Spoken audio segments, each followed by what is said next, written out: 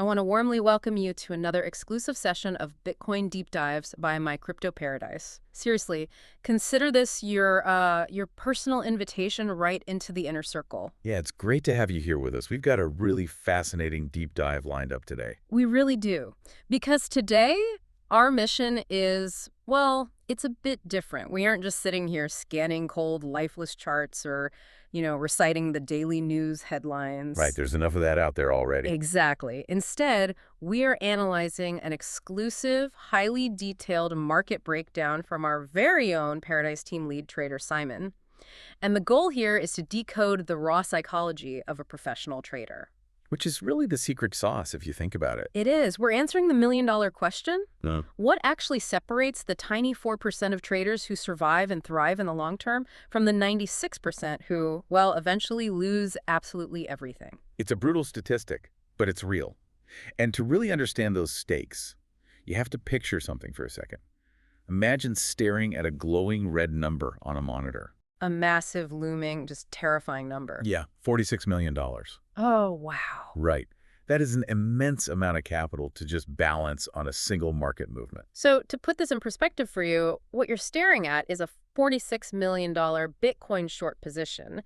And the real kicker in Simon's data is that the liquidation price for this specific position is sitting exactly at $71,700. Which is incredibly close to the current price. It's insane. The market only needs to twitch like 1.5% upward, and that entire 46 million gets completely wiped out, liquidated, gone. Just vaporized in an instant. Right. And, when an amateur sees a number like that hovering right on the brink of total destruction, the adrenaline just immediately kicks in. Oh, totally. It creates this irresistible gravity for the retail trader. Exactly. They assume, well, if a whale is risking that much capital, they must know something I don't. They must have insider knowledge. So the immediate urge is to just jump in and ride their coattails. Yeah, the amateur mind looks at that scenario and perceives a shortcut. Like, oh, here's the easy money. But a professional looks at that exact same $46 million short and feels, well, absolutely nothing. Wait, nothing. Not even a little curiosity. Nothing at all. Because Simon's analysis points out a really harsh reality here. Just because a market player has a massive amount of capital, that does not inherently mean they represent smart money. Oh, that's an interesting point. Right. I mean, they could simply be an over-leveraged gambler who got lucky on a previous cycle and is now completely trapped. And I think that highlights Simon's core philosophy beautifully, which really frames everything we are discussing today. The amateur treats the crypto market as a casino. Completely. They show up seeking the thrill, the flashing lights. Yeah, the desperate hope of a get-rich-quick gamble because they feel like they are falling behind in life. But the Paradise team approaches the market from a completely different foundation. Because professional trading is fundamentally about capital protection. It is about actively saving your hard-earned capital from inflation and, more importantly, from your own impulsive decisions. Right. You aren't playing to win big today. You are playing to survive today so your wealth can compound tomorrow. And the behavioral science behind this distinction is just profound. As humans, we have this ingrained action bias. We are biologically wired to equate, doing something with actually making progress. Oh, like in a traditional job, if you're typing on a keyboard or moving boxes, it feels like you are earning your paycheck. Exactly. And when an amateur transitions into trading, they carry that exact same programming with them. Clicking buy or sell feels like active wealth creation. But the market does not reward activity, does it? Not at all. It rewards precision. And Simon uses a very stark analogy for this. He compares the amateur to someone wandering into a volatile environment and just spraying bullets randomly. Just closing their eyes and pulling the trigger. Yeah, like they buy a little of this altcoin, they short a little Bitcoin over here, they're just throwing capital at the wall to see what sticks. Which is a fantastic way to go broke. Exactly. But the Paradise team, conversely, acts like snipers. You have a limited number of bullets, which is your capital, and you protect them at all costs until the absolute perfect target presents itself. And this leads to a metric Simon uses that honestly completely defies traditional logic for most people, the 80-20 rule. Yes, I wanted to ask about this, because he notes that for 80% of the year, his capital is essentially just sitting there, doing nothing. Right. He is doing absolutely nothing, or maybe taking tiny calculated losses that basically break even. The massive portfolio-making profits only happen in a few concentrated weeks out of the whole year. And enduring that 80% of doing nothing, I mean, that's where the 96% of retail traders fail, isn't it? Without a doubt. Because sitting there watching a chart for weeks, agonizingly waiting for a specific high-probability setup to appear, that requires a level of emotional regulation that most people have just never had to develop. You'll get restless. Extremely restless. The amateur begins to feel like they're failing simply because they aren't executing trades. So they force a position just to feel the dopamine hit of being in the market. But sitting on your hands for 80% of the year creates this massive psychological void. Boredom. Oh, yeah. The worst enemy of a trader. And in crypto, boredom inevitably breeds FOMO, the fear of missing out. If you are sitting in cash while the market is just ripping upward, you feel an intense, almost physical pressure to do something? It's visceral. To combat this, Simon introduces a mental framework that I just love. He treats the market like a relationship dynamic. It is such a brilliant way to reframe the emotional friction. He argues that desperately chasing a pumping market is exactly like trying to force a relationship with someone who clearly isn't interested in you. Oh man, that hits close to home for a lot of people, I'm sure. Right. It is needy, it's frantic, Yeah. and it actively repels success. You end up compromising all your standards just to get a foot in the door. So instead of being needy, Simon advocates for this law of attraction mindset. You monitor the situation, you set your parameters, and you just let the market come to you. You have to internalize the fact that the market is entirely abundant. Like there are plenty of fish in the sea. If you miss a trade today, the market will inevitably print another opportunity tomorrow. And transitioning from that scarcity mindset to an abundance mindset is really the ultimate emotional shield. Exactly. The amateur operates from a place of deep scarcity. Yeah. They think, if I don't buy Bitcoin right at this exact second, I will be priced out forever. Which is terrifying. It is. But the professional operates from abundance. They say, well, if I miss this specific setup, my capital remains safe, and the structure will eventually present another entry point. I hear that. I really do. But let's be entirely real for a second. Let me push back as the voice of the listener here. Okay, lay it on me. It is incredibly easy to talk about an abundance mindset in a vacuum, right? Like sitting in a quiet room. But when the MyCryptoParadise Fear and Greed Index hits 80, we're talking extreme greed. And your neighbor is suddenly buying a new car. Oh, the neighbor indicators? The classic. Yeah, the neighbor indicator. And your barber is giving you altcoin tips, and you are just sitting on the sidelines in cash. I mean, it physically feels like you are losing money. It does. It feels agonizing. It feels incredibly illogical to sit still when a 200% pump is happening right in front of your eyes. How do you deal with that? Well, that intense physical sensation of missing out. It is not an accident. What do you mean? The market mechanics are meticulously designed to evoke that exact feeling. Simon issues a very explicit warning about this euphoric phase. Okay. When the fear and greed index is hitting 80 and the retail traders finally surrender to the excitement and start buying aggressively, that is not an opportunity. That is a trap snapping shut. Wait, how so? I mean, the price is going up, so someone is making money, right? The institutions are making money. The smart money. The massive funds that quietly accumulated positions months ago when the market was boring and terrifying, they have a structural problem. Which is what? Well, when you own billions of dollars in an asset, you cannot simply click sell. If you do, the price will instantly crash and you will destroy your own profits. Oh, right. Because there aren't enough buyers to absorb that much at once. Exactly. Yeah. To offload that massive amount of Bitcoin, you need a tidal wave of buyers. You need tremendous retail liquidity. So they basically have to create a frenzy. Precisely. They utilize the media, they utilize the momentum, and they drive the price up until the FOMO becomes unbearable for the average person. Oh, wow. So when the retail trader finally buys in out of pure desperation not to be left behind. The smart money uses that exact buy order as their exit liquidity. That is brutal. Yeah. So the retail trader's FOMO is literally the institutional exit strategy. You aren't catching a trend, you are just catching their heavy bags. That's exactly it. And the moment you understand the causality behind the euphoria, you can decouple from it. Right, because once you see the strings, it's not magic anymore. Yes.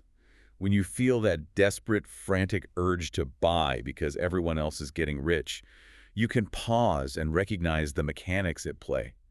You aren't observing a genuine opportunity, you are feeling the tug of the hook. Okay, so if we are actively ignoring the FOMO and waiting patiently, how do we actually identify the genuine opportunity when it arrives? Well, this is where Simon transitions from psychology to strict market mechanics. He operates on the premise that the market isn't just a random number generator. He views it as a living organism, right? One that literally breathes. Yeah, and the breathing mechanism is a perfect visualization for how liquidity moves through an asset. The market inhales and exhales. So what does an inhale look like? An inhale represents an impulsive move. It's a strong, aggressive push in the direction of the macro trend, driven by high volume and a lot of conviction. But the market cannot inhale forever. Exactly. If you inhale forever, you pass out. Eventually, the market has to exhale. And what actually causes that exhale in financial terms? Profit-taking and exhaustion. The early buyers who caught the inhale begin to close their positions to secure their gains. Which creates temporary downward pressure. Right. And simultaneously, the aggressive buying volume dries up because the asset has become, temporarily too expensive. So this resulting pullback or consolidation is the exhale. Yes. It is the market catching its breath, shaking out the latecomers, and building a new base of liquidity before the next impulsive move. And Simon maps this breathing pattern directly onto the current Bitcoin charts. He tracks a completed 5-wave impulse structure down to the $67,000 support zone. Right, that was the massive inhale down. Following that, he identifies the current market phase as a corrective exhale. Specifically, he calls it an ABC zigzag pattern, which he projects could push the price up to roughly $74,000. That's the current roadmap, yeah. So for you listening, if you aren't staring at technical charts all day, how does an ABC zigzag actually function in real time? Like, what does it feel like? Well, an ABC zigzag is essentially the anatomy of a market trying to figure out its next direction. The A wave is the initial reaction. Some traders step in to buy the dip, which causes a brief bounce. Okay, making people think the bottom is in. Exactly. Then the B wave happens. That's when the broader trend tries to reassert itself, pushing the price back down, but it fails to break the previous lows. It was like a higher low. Right. And finally, the C wave is a stronger corrective push upward that often traps amateur short sellers who think the market is about to collapse again. So it is a highly structured way for the market to just burn off the energy of the previous move. Exactly. And to confirm this specific breathing pattern, Simon isn't just looking at the shape of the lines on the chart, he is looking deeply into the order books. Which is where the real truth is hidden. Because he identifies a massive $44 million spoofing sell wall sitting right at the $72,000 mark. Now, a spoofing wall sounds incredibly complex. It sounds like jargon, yeah. But the mechanics behind it are actually a brilliant display of psychological warfare by the market makers. Oh, it is pure manipulation. But it is entirely legal and highly effective in, unregulated or loosely regulated markets. Let's break down how it actually works. A massive whale or institution places a gigantic order. In this case, offering to sell $44 million worth of Bitcoin exactly at $72,000. Right. It's sitting right there on the books for everyone to see. But here is the trick. They have absolutely zero intention of ever letting that order execute. None at all. They place it there specifically so the rest of the market can see it sitting in the order book. And when retail traders look at the data and see a $44 million roadblock overhead, they just get terrified. Yeah, they think, oh, the price will never break through that massive wall, so they start selling their positions early. The spoofing wall acts as an artificial ceiling. Exactly. By terrifying the retail traders into selling, the whale keeps the price suppressed. Which buys them time. It allows them the time and the cheap liquidity to quietly accumulate even more Bitcoin at lower prices, finishing their own complex consolidation patterns. Then what happens when they have enough? Once they have filled their bags, they simply cancel the $44 million fake order. They just delete it. Just poof, it's gone. The ceiling vanishes, and the price instantly surges upward. Man, it is the equivalent of holding a beach ball underwater. You hold it down to scare everyone out of the pool, and the moment you let go, it violently rockets to the surface. That's a great way to put it. And what really stands out to me is Simon's extreme adaptability in navigating these manipulated environments. Right now, because he understands the higher degree structure of the market, his tactics are overwhelmingly bearish. Right, he's looking downward. He is not trying to catch a falling knife at the bottom. He is methodically trying to leverage the corrective tops to build a short position. But, and this is crucial, he has a hyper-specific invalidation point. Because the invalidation point is the hallmark of a professional system. Without it, you are literally just guessing. Simon clearly states that if the price breaks above $76,000, his entire bearish structure is broken. And if that happens, notice what he doesn't do. He doesn't throw a tantrum. Right. He doesn't go on social media to argue that the market is wrong or manipulated. No. He instantly drops the bearish bias and switches his strategy to hunt for long opportunities. It makes me think of a sailor. You don't argue with the wind. If the wind changes, you don't stand there yelling at the sky. You just instantly adjust your sails. That's a perfect analogy. Or like a circuit breaker in a house. When a massive power surge hits, the circuit breaker doesn't sit there and debate the merits of the electricity. It doesn't have an ego. Exactly. It just instantly snaps to protect the house from burning down. That lack of ego is everything. Amateur traders lose primarily because their core desire is to be right about the market. They want to feel smart. They predict a crash, they open a short position, and when the market violently rallies instead, they hold on to their losing position. Because their ego refuses to let them admit they misread the data. Yeah, they will watch their capital slowly bleed out, convincing themselves that the market will turn around any second now. And Simon points out that a trader could have a deep understanding of 50 different technical indicators. But if their ego is fundamentally attached to a specific outcome, all of that knowledge is weaponized against them. Professionals win because they align with the market's reality instantly. Which brings us to a very sobering reality check. I mean, we've outlined the mechanics today. We know we need to watch the market's inhales and exhale. Right. We know we have to spot the spoofing walls, use strict invalidation points, and wait patiently like a sniper. The intellectual blueprint is right here in front of us. So the question is... Yeah, why is the long-term success rate incredibly, almost unbelievably low? The exchange data is brutal, and it really strips away all the illusion. What does the data actually say? The verified data proves that 96% of retail traders lose absolutely everything within 3 years of entering the market. Everything. 96%. And these aren't just uneducated gamblers either. Many of them are people who studied the charts and mapped out complex systems. So why do they fail?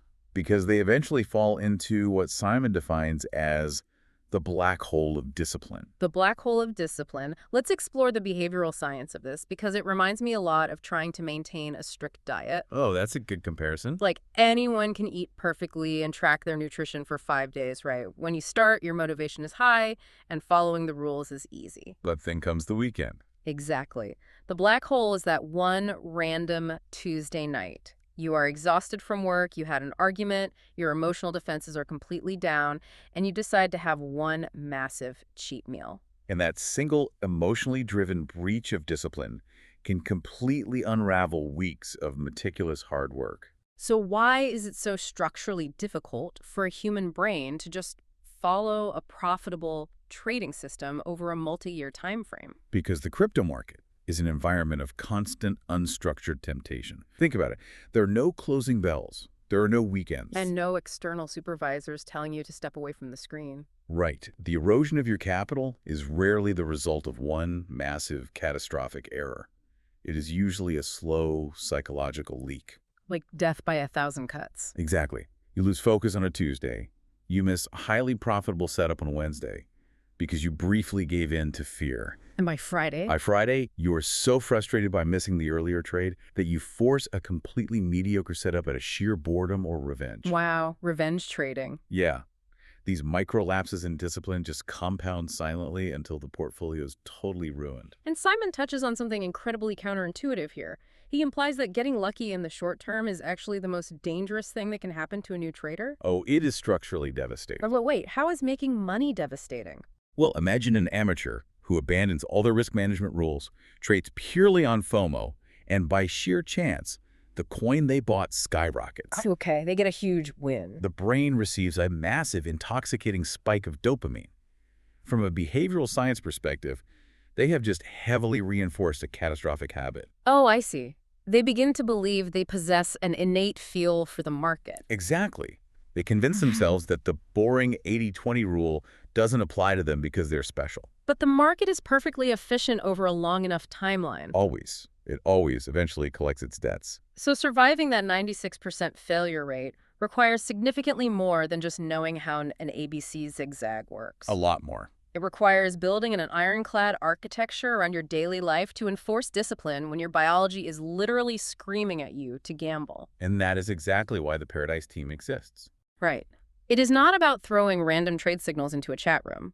It is about providing the structural insulation that the human brain simply cannot maintain on its own while staring at glowing, volatile numbers 24 hours a day. It is about engineering a buffer between your raw, reactive emotions and your long-term capital. To bring all of these concepts together, Simon closes his analysis with a series of mantras. He repeats these principles to stay entirely grounded even when millions of dollars are shifting on the screen. What are his core rules? First, he focuses exclusively on thinking in probabilities, never in certainties. Because nothing is certain. Right. Second, he demands absolute calm from himself, regardless of how violently the chart moves. That's the sniper mindset. Third, he treats financial losses strictly as raw data. Just neutral feedback used only to refine the strategy, never internalizing them as a reflection of his self-worth. That is so hard to do. And above all, he detaches entirely from the outcome of any single trade. That detachment is really the ultimate evolution of a trader. When you view a loss merely as a statistical probability playing out, it loses its power to hurt you. It just becomes part of the process. Exactly. It simply informs the parameters of your next execution. I want to speak directly to you right now as a member of our community.